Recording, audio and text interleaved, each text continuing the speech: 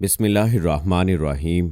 अस्सलामुअलैकुम। इल्म की बात देखने वालों को राव कमर रिजवान नई वीडियो में खुशामदीद कहता है। दोस्तों, कुरान मजीद फुरकान हमीद की सूरह हज में अल्लाह ताला इरशाद फरमाते हैं, और हमने हर उम्मत के लिए कुर्बानी मुकर्रर कर दी है ताकि वो अल्लाह का नाम लें उन जानवरों पर जो हमने उनको अता किए हैं। कुरान मजीद के मुताबिक किसी हलाल जानवर को अल्लाह ताला का कुर्ब हासिल करने की नीयत से ज़िबा करना हजरत आदम अलैहिस्सलाम ही के ज़माने से शुरू हुआ, और फिर इस कुर्बानी का मकसद बयान करते हुए अल्लाह ताला ने इरशाद फरमाया, अल्लाह के पास इन कुर्बानियों का गोश्त नहीं पहुँचता और न खून पहुँचता है, बल्कि तुम्हारा तकवा पहुँचता है। इस सुन्नत इब्राहिमी की अहमियत का अंदाजा इस बात से लगाइए कि हजरत ज़ैद बिन अरकम रज़ियल्लाहु ताला अन्हो इरशाद फरमाते हैं, सहाबा कराम ने अर्ज किया, या रसूलल्लाह सल्लल्लाहु अलैहि वसल्लम, ये कुर्बानी क्या है? आप सल्लल्लाहु अलैहि वसल्लम ने जवाब दिया, ये तुम्हारे बाप हजरत इब्राहीम अलैहिस्सलाम की सुन्नत है। फिर पूछा गया, या रसूलल्लाह सल्लल्लाहु अलैहि वसल्लम, इसमें हमारे लिए क्या फायदा है?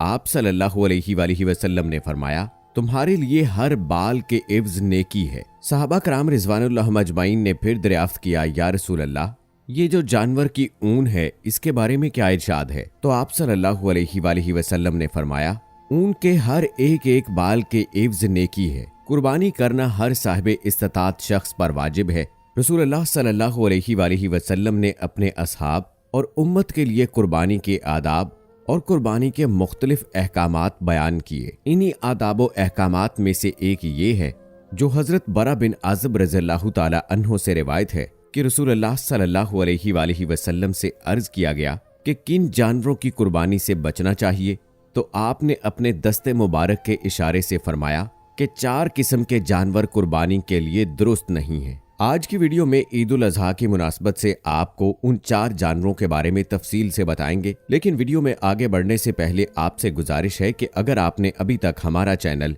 इल्म की बात सब्सक्राइब नहीं किया है तो अभी सब्सक्राइब कर ले। साथ में लगे बेल आइकॉन को जरूर प्रेस कीजिएगा ताकि लेटेस्ट अपलोड होने वाली हमारी वीडियोस का नोटिफिकेशन आपको बर वक्त मिलता रहे। वीडियो को लाइक करें, शेयर करें अपने दोस्तों के साथ और कमेंट बॉक्स में अपनी राय का इजहार लाजमी कीजिएगा। दोस्तों, अहादीस मुबारका की बेशतर किताबों में ये हदीस मुबारका मज़कूर है कि हजरत बरा बिन आज़िब रज़ियल्लाहु ताला अन्हो से रिवायत है कि आप सल्लल्लाहु अलैहि वसल्लम से ये दरियाफ्त किया गया कि किन जानवरों की कुर्बानी से बचना चाहिए, तो आप सल्लल्लाहु अलैहि वसल्लम ने दस्ते मुबारक के इशारे से फरमाया कि 4 किस्म के जानवर कुर्बानी के लिए हरगिज दुरुस्त नहीं है। उनमें से पहला लंगड़ा जानवर जिसका लंगड़ापन जाहिर हो, उसके बाद दूसरा काना जानवर जिसका कानापन जाहिर हो, तीसरा वो जो कि बीमार हो यानी जिसकी बीमारी जाहिर हो जाए, और चौथा कमजोर और लागर जानवर यानी जिसकी हड्डियों में गूदा ना रहे यानी हड्डियों का पिंजर हो। दोस्तों, बुनियादी तौर पर कुर्बानी के जानवर के लिए 6 शराइत का होना लाजमी है। पहली शर्त तो ये कि वो कुर्बानी ऐसे जानवरों में से हो जो घरेलू पालतू जानवरों में शुमार होते हों, जैसे कि ऊंट, गाय, भेड़ और बकरी वगैरह हैं। और दूसरी शर्त ये है कि कुर्बानी का जानवर शरई तौर पर मुअय्यन उम्र का होना जरूरी है। वो इस तरह से कि भेड़ का बच्चा अगर वो 6 महीने का भी है, वो मोटा और फरबा हो तो उसकी कुर्बानी की जा सकती है, जबकि दीगर जानवरों में उनके अगले 2 दांत की मौजूदगी जरूरी है। इसी तरह जब भेड़, बकरी या दुम्बा 1 साल के हो जाएं, गाय और बैल 2 साल, जबकि ऊंट 5 साल का हो जाए तो उसकी कुर्बानी जायज है। अगर इससे कम उम्र हो तो जायज नहीं है। कुर्बानी के जानवर के मुतालिक तीसरी शर्त यह है कि वो जानवर कुर्बानी करने वाले की मलकियत में हो या फिर उसे मालिक की जानिब से इजाजत मिली हो। लिहाजा जो जानवर मलकियत में ना हो उसकी कुर्बानी ठीक नहीं है। मसलन गज़ब या चोरी करदा जानवर, और इसी तरह बातिल और गलत तरीके से हथियाया गया जानवर, क्योंकि अल्लाह ताला की नाफरमानी के जरिए से अल्लाह ताला का कुर्ब हासिल नहीं किया जा सकता। और यतीम का सरपरस्त यतीम की जानिब से ऐसी सूरत में कुर्बानी कर सकता है जब यतीम अपने माल से कुर्बानी ना होने पर मायूस हो जाए। इसी तरह मौक्कल की जानिब से वकील का कुर्बानी करना भी जायज है। कुर्बानी के जानवर के मुतालिक चौथी शर्त यह है कि ये जानवर गिरवी न रखा गया हो, जानवर का किसी दूसरे के साथ ताल्लुक ना हो, लिहाजा रहन रखे गए जानवर की कुर्बानी नहीं हो सकती। कुर्बानी के जानवर के लिए 5वीं लाजमी चीज ये है कि कुर्बानी का जानवर 4 ऐसे ऐबों से पाक होना चाहिए कि जिसका जिक्र रसूल करीम सल्लल्लाहु अलैहि वसल्लम के फरमान में आया है कि ये उसकी कुर्बानी होने में रुकावट है। पहला ऐब आंख में वाज़े ऐब होना, यानी ऐसा जानवर जिसकी आंख बहकर धंस चुकी हो या बटन की तरह उभरी हुई हो, या फिर आंख मुकम्मल तौर पर सफेद होकर कानेपन की मुकम्मल दलील हो। दूसरा, वाज़े तौर पर बीमार जानवर।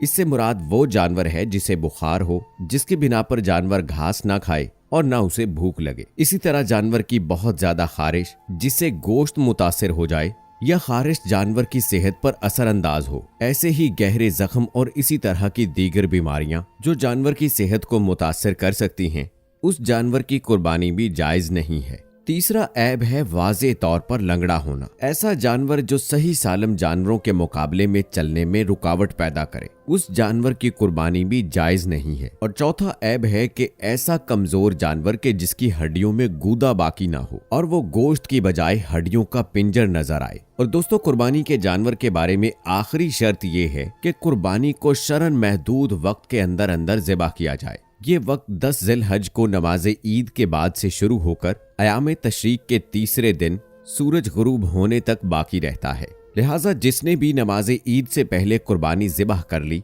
या फिर गुरूब आफ्ताब के बाद कोई शख्स जानवर ज़िबाह करता है तो उसकी ये कुर्बानी दुरुस्त नहीं होगी। जैसा कि बुखारी शरीफ में हजरत बरा बिन आज़िब रज़ियल्लाहु ताला अन्हु से रिवायत है कि रसूलुल्लाह सल्लल्लाहु अलैहि वसल्लम ने फरमाया, जिसने नमाज ईद से कबल ज़िबाह कर लिया तो वो सिर्फ गोश्त है जो वो अपने अहलो अयाल को पेश कर रहा है और उसका कुर्बानी से कोई ताल्लुक नहीं है। मुकर्ररा दिनों में दिन या रात के किसी भी वक्त कुर्बानी की जा सकती है, अलबत्ता दिन के वक्त कुर्बानी का जानवर ज़िबा करना ज्यादा बेहतर है और ईद वाले दिन नमाज के खुतबे के बाद जानवर ज़िबा करना ज्यादा अफजल है।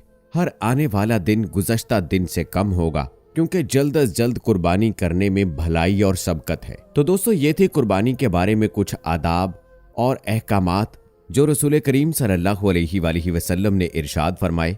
ये बात हम पहले भी कर चुके हैं कि कुर्बानी का असल मकसद महज गोश्त खाना या नमूदो नुमाइश या दिखावा नहीं है, बल्कि कुर्बानी हमें ये पैगाम देती है कि हमारे दिलों में ये एहसास और फिक्र पैदा हो जाए कि अल्लाह का हर हुक्म हमारी हर चीज पर मुकद्दम है। हमारी सारी कामयाबियों का मदार अल्लाह ताला के अहकाम को मानने पर है, अगरचे वो हमारी तबीयत, हमारी अकल और समाज के खिलाफ ही क्यों ना मालूम हो रहा हो। इसमें हिकमतें और मसलहतें न तलाशी जाएं, बल्कि सिद्के दिल से इस पर अमल किया जाए। आजकल एक नया फितना खड़ा हो चुका है कि बाज लोग ये राय देते हैं कि कुर्बानी के बजाय रिफाई कामों में पैसा लगाया जाए। रिफाए आमा और लोगों की बहबूद के लिए इस्लाम ने ज़कात, सदकात, फितराना, उशर और दीगर सदकात का एक मुस्तकिल निज़ाम है जिसके तहत इंसानियत की फलाह व बहबूद, गुरबा, मसाकीन और नादारों पर खर्च किया जाता है। इसीलिए शरीयत कहती है कि 10 ज़िल-हज से लेकर 12 ज़िल-हज की शाम तक जिस शख्स पर कुर्बानी वाजिब है उसके लिए कुर्बानी छोड़कर इस रकम का सदका करना बिल्कुल जायज नहीं है। हाँ, जिस शख्स पर कुर्बानी वाजिब नहीं है इन दिनों में या साहबे निसाब के इन दिनों में कुर्बानी करने के साथ साथ या साल के दीगर अयाम में माली सदका करना यकीनन बहुत ज्यादा सवाब की चीज है। ये कुर्बानी हजरत इब्राहीम अलैहिस्सलाम के अजीमुशान अमल की यादगार है। ये महज सब अल्लाह ताला के हुक्म और उसकी रज़ाजूई के लिए था और कुर्बानी की असल रूह और इसकी असल हकीकत यही है कि मुसलमान अल्लाह ताला की मोहब्बत में अपनी तमाम ख्वाहिशात को कुर्बान कर दे। अल्लाह ताला हमें इसी जज्बे और अपनी रजा के लिए कुर्बानी करने की तौफीक अता फरमाए। आमीन सुम्मा आमीन। दोस्तों, हमें उम्मीद है कि हमारी आज की ये वीडियो आपको पसंद आई होगी। इस वीडियो की पसंदीदगी के इजहार के लिए इसको लाइक करें, शेयर करें अपने दोस्तों के साथ। कमेंट सेक्शन में अपनी राय का इजहार भी लाजमी कीजिएगा। मुझे अगली वीडियो तक इजाजत दें। फी अमानिल्लाह।